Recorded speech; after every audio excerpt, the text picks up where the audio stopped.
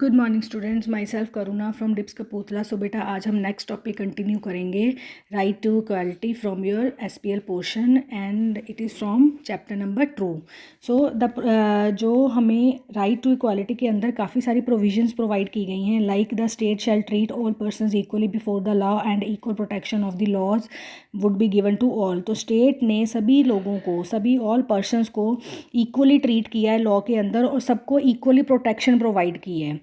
The state shall not discriminate, तो state जो भी है किसी भी इंसान के साथ भेदभाव नहीं कर सकता है on the basis of religion, caste, race, sex. किसी भी सिटीजन को मना नहीं किया जाएगा to access public restaurant, hotels और public places. There shall be equality of opportunity for all citizen in matters relating to employment and they can join any office under the state. तो सभी लोगों को इक्वल अपॉर्चुनिटी मिलेगी employment के लिए और वो स्टेट के अंदर किसी भी ऑफिस को ज्वाइन कर सकते हैं, चाहे वो मिडिल क्लास से है, चाहे वो अपर क्लास से है, चाहे वो बैकवर्ड क्लास से है। The state can make provisions for the reservation in appointments. तो स्टेट जो है हमारी, उसने रिजर्वेशन कोटा भी रखा है during the appointment for the backward classes. The state shall make provision for promotion of any class for post in service under the state for scheduled caste, scheduled tribes if they are not adequately represented in the services। तो उन्होंने for the scheduled caste and scheduled tribes के लिए promotions भी रखी हैं under services, any class for the post in services। So the next topic is abolition of untouchability। So what is the meaning of untouchability? हम किसी के साथ भी डिस्क्रिमिनेशन करते हैं, भेदभाव करते हैं on the basis of work they are doing, on the basis of color, on the basis of religion, ठीक है, तो इसको बोलते हैं untouchability। नाउ इस चीज़ की जो प्रैक्टिस है, जो हमारे कंट्री में टोटली बैन कर दी गई है और इसको अबॉलिश ख़त्म कर दिया गया है under the law. Untouchability is also punishable by law, और अगर कोई भी इस चीज़ को बढ़ावा देता है तो उसको लॉ की तरफ से, कानून की तरफ से पनिश किया जाता है।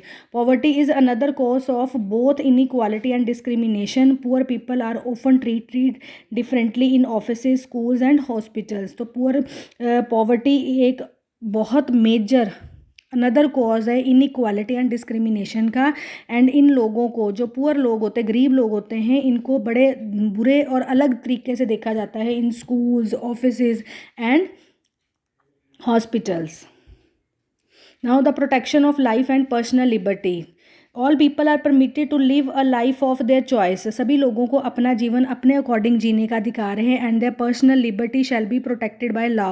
और उनकी जो पर्सनल लिबर्टी है, उनकी फ्रीडम है, उसको प्रोटेक्ट किया जाता है किससे? By according to the law, by law.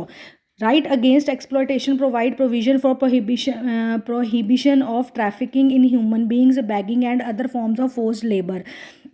तो ये जो हमारा ट्रैफिकिंग है, दैट इज़ कि किसी को भी, चाहे वो बच्चा है चाहे बड़ा है, उनका जो दूसरी कंट्रीज़ में व्यापार किया जाता है, उनको ख़रीदा या बेचा जाता है, इस चीज़ को टोटली गवर्नमेंट ने बैन कर दिया है, जिसको हम ट्रैफिकिंग इन ह्यूमन बींग्स बोलते हैं।